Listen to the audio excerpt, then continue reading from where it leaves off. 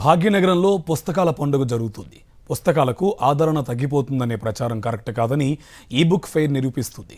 అక్షరం ఎలాగైతే నశించదో పుస్తకం కూడా ఎప్పటికీ నిలిచే ఉంటుందని చాటి చెబుతున్నారు పుస్తక ప్రియులు. ఎప్పటికంటే ఈసారి బుక్ ఎగ్జిబిషన్కు యూత్ బాగా వస్తున్నారు. యూత్ కనెక్ట్ అయినా ఏ రంగమైనా ఎదురు లేకుండా ముందుకు సాగుతుందనేది కాదనలేని సత్యం. సోషల్ మీడియా కాలంలో పుస్తకాలు చదవడం బాగా తగ్గిపోయిందనేది ఓ టాక్. యూత్ కాన్సంట్రేషన్ అంతా సోషల్ మీడియా మీదే ఉండడంతో ఇది నిజమేనేమో అనిపిస్తోంది.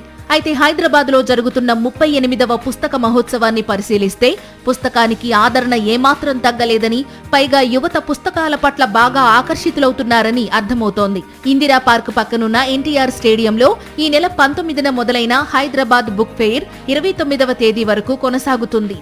ఆదివారం బుక్ ఫెయిర్ ఒక మహా జాతరను తలపించింది. ఏ బుక్ స్టాల్ చూసినా ఖాళీయే లేదు. ఎటు చూసినా యువతే కనిపించారు. మొత్తంగా ఈసారి బుక్ ఫెయిర్ సక్సెస్ లో యూత్ పాత్రే 100% ఉందని చెప్పవచ్చు. కోవిడ్ తర్వాత పుస్తకాల పట్ల ఆదరణ తగ్గిందని, సోషల్ మీడియాకు యూత్ అతుక్కుపోతున్నారనే ప్రచారం నిజం కాదని బుక్ ఫెయిర్ నిరూపించింది. తాను బంధువుల ద్వారా తెలుసుకుని తొలిసారి బుక్ ఫెయిర్ కు వచ్చానని ఓ యువతి సాక్షికి చెప్పింది. మా ఫ్యామిలీ రిలేటివ్ ద్వారా తెలుసుకున్నాను ఈ స్టాల్ గురించి. ఇక్కడ ఎగ్జిబిషన్ 30th ఎగ్జిబిషన్ జరుగుతుందని. చాలా బాగుంది. అసలు ఫస్ట్ టైం వస్తున్నాను. బుక్స్ కూడా అన్ని రకాలు, అన్ని లాంగ్వేజెస్, అన్ని జానరాస్ ఉన్నాయి. అది సో ఫస్ట్ టైం చూడ్డానికి వచ్చాను. అసలు ఎట్లా ఉంది అని ఎక్స్పీరియన్స్ బాగుంది.